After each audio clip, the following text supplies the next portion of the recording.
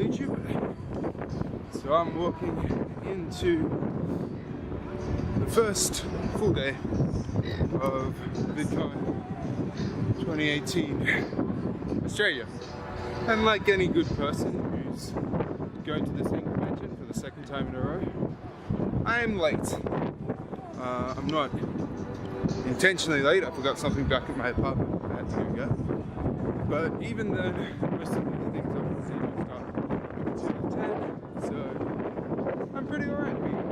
But as I was rushing here, I started thinking about being late to things. Being late, say, to YouTube. And this is expanding on my idea of my last video about how YouTube's changing. And I'd like to say, probably in the second generation of YouTube. Hello. Random music playing out of speakers. And what I mean by the second generation of YouTube is that YouTube has only been around since 2005, and the YouTubers, vloggers, that sort of thing have only been around since like 2007, 2008, which is around 10 to 12 years, which is both an incredibly long time in media and an incredibly short time in media. Media changes a lot faster today than it used to change. But I mean, if you think about YouTube and the internet back in 2005, 2008, 2010, most of it was vlogs, short sketch comedy, some animation. Gaming videos didn't really exist. Twitch didn't exist. Streaming live was rare. Podcasts were only really not that frequent at all, and not that big as they are coming into today. And that culture is very different. Now I think we're starting a second generation of YouTube. I don't really know what that looks like. I've been creating videos for 7, 8 years now, as well as doing a lot of other things. And yeah, I originally started wanting to get heaps of subscribers, heaps of people watching me, to get internet famous, if we are using that word, but it changed. I still have probably as many subscribers as I did when I started, which isn't a bad thing. I'm still doing YouTube videos because I love more random music.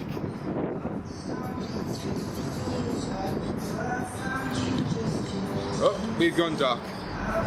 We've gone very dark. Here we go. Yes, I'm continuing with YouTube because I love it.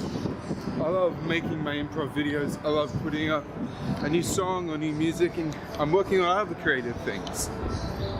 Yeah, if I wanted to put a lot of time into a video, to do a lot of editing, to do a lot of different swift cuts and all that sort of stuff, which I've done in the past, it's a lot of work for not a lot of reward. I mean, with the subscribers I have and the viewership count I have, I'm not getting money from YouTube, which I'm okay with. I stopped doing this long ago to try and get subscribers, to try and get internet famous. And I think that's my point here, to come back to my original point about being late to YouTube. If you are a kid now, or a person watching YouTube and you want to break into it, you want to get into it, and you're feeling like you've been late to the party, maybe because when you were born, YouTube wasn't really a big thing. Sorry. When you were born, YouTube was already quite big and had already kind of gone past the point where you would want to start making videos. And I don't think you should start if you just want to try and get famous, if you just want to try and get hits of subscribers. That's a great thing if it comes from doing something you love. So if you're feeling late to YouTube or late to the party for something else, or just late in general, just start, but make sure you're doing it because you love it, not because you want to get famous. I think I'm going to expand on this here more on this first day at YouTube, as well as, this first day at VidCon. I'm not at YouTube. That'd be weird if I was in the internet. But also tomorrow, expanding on this idea of how YouTube is changing and how conventions like this can work to help new creators as well as facilitate those who just want to watch and absorb and have fun. So here we go. Second day of VidCon. Change that. First day of VidCon.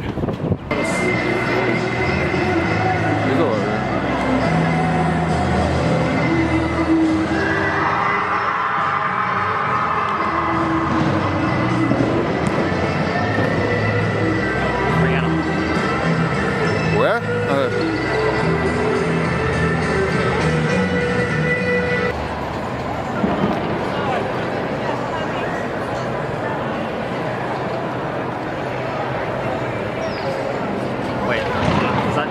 Alright, how are you? Alright.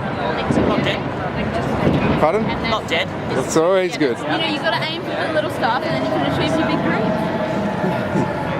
I'm going to need help. It's okay. Okay, and then that one. Yeah. I'm just a little bit intimidated out of it. For some reason, I'm just like, you know what?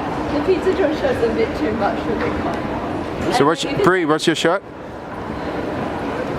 Advertise it? Oh, so this is for Hank Green's book, and Unremarkable Thing, available for pre-order now, out September 25th. When I first started doing comedy, when I first started making YouTube videos, it was overwhelming how much people wanted to dissect every little thing about you physically, and so but particularly physically. I mean, within like the first couple years of making videos, I learned every flaw I had not known about myself. That Why don't people like get super into dissecting your comedy? Some people do. That's rude. I turned my ring off. I don't know what that was about.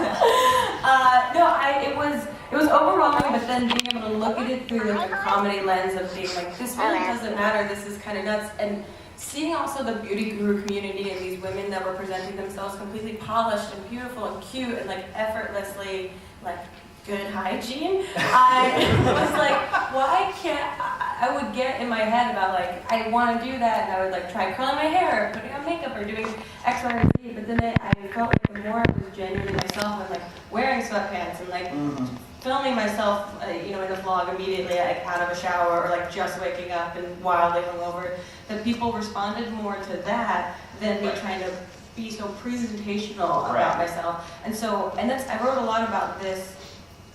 Thank you. Stop putting me in a box. What if I wanted it that way?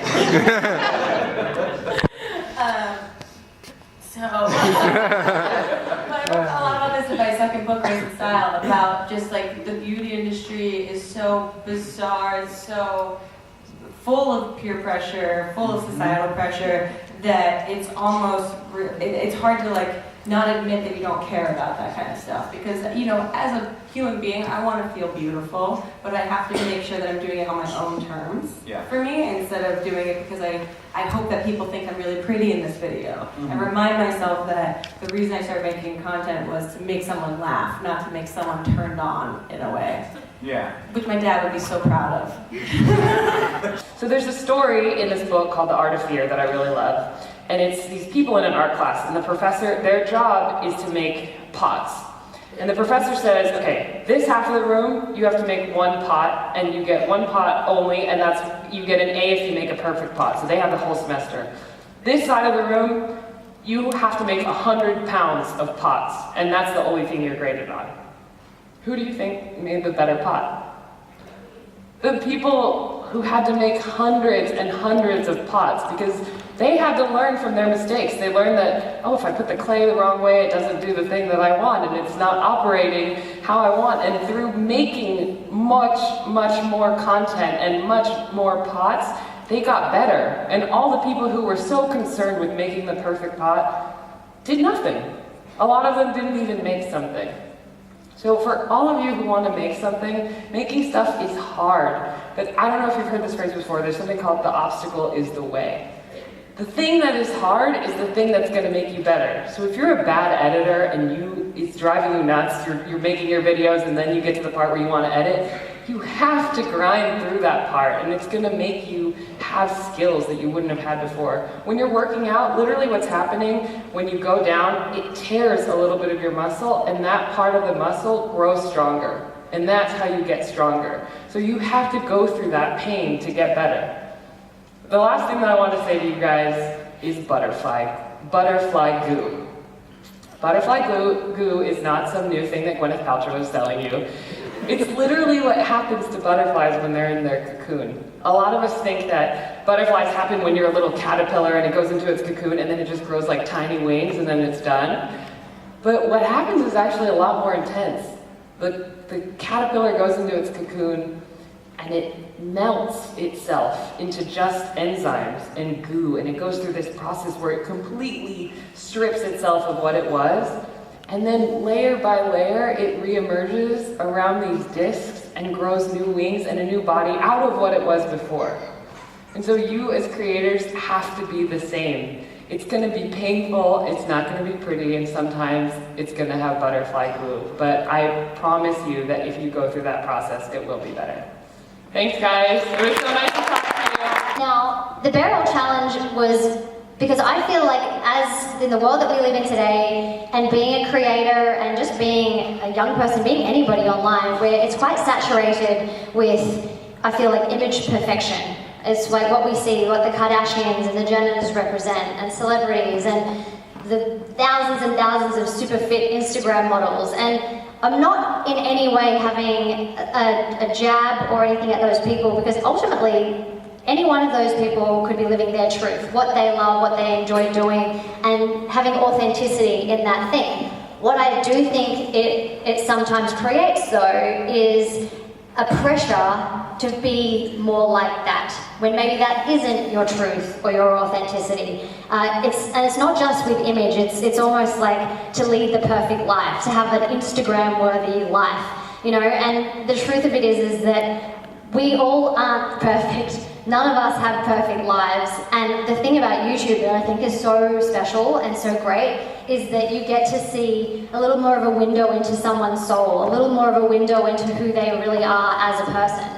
And so the idea of doing this barrel wrap, wearing the most hideous Spanx anybody's ever seen, I don't know if you saw them there, no makeup whatsoever, was because I was like, you know what if I was to take this sort of to the next level and really just all the things I would usually hide or that make me feel vulnerable, put them in a wrap, dance around about them, talk about them, bring them to light. I'm not gonna lie, it scared the absolute shit out of me writing it, thinking about doing it, rocking up to the shoot and knowing, okay, I'm going to be walking around all day with no makeup on, because I genuinely was somebody that was fairly, like, I did care about, like, makeup, and maybe 3 or 4 years ago, I never could have imagined doing a video like this, or even leaving the house without makeup on, because I had these perceptions and these feelings that you know, if I did that all of a sudden everyone would be like, oh, she's actually really ugly, or oh, like she's actually old, or whatever these things are. And the really interesting thing about doing that video, I had a group of women that also came and were part of the very end of the video where they also bared all with no makeup on. And I remember sitting and watching these women, like every single one of them come up and just tell a little bit of their story, a little bit of what they would usually hide. And in that moment, what I saw was just so incredibly beautiful. It was real, and it was authentic, and it was raw. And I think as creators, the more we can tap into that, the more we can tap into that place within us that is really, truly, uniquely you, the more that's kind of where the magic lies. We will always have these moments in our lives where our future self will ask, did my past self act in the best interest for future me with all the information they had available? And we should be able to say yes. And that is really the trick, because we're not like 100% trying to not get screwed. We're also trying to not feel like we got screwed. And so oftentimes like we can get into this I have like little notes here, but they're not for me. That's for sketchy. So yeah, we get into that mindset that like, are we being screwed over? And it's such a terrible feeling. I felt it a lot of times, like everywhere from in business to like getting, you know, stamped by a cab driver or something. But like that feeling is really, really gross, and it can be really discouraging and put the brakes on people's creative careers. And I want to avoid that as much as possible. So sometimes it's really about like checking in with that thing that you did then, that decision that you made then, and being like, did I make a decision in my best interests for the information I had available at that moment? And you want to be able to say yes. And you want to be able to go back and look at the emails that you sent and understand why you sent them and understand why you went into the relationship that you went into. So you want to be nice to your future self, you want to be good to your future self, and you want to learn from the mistakes that I have made. So thank you all so much for coming to this event. Thank you for being creators and making great stuff. It was very lovely to see all of you. Hope that you have a lovely day.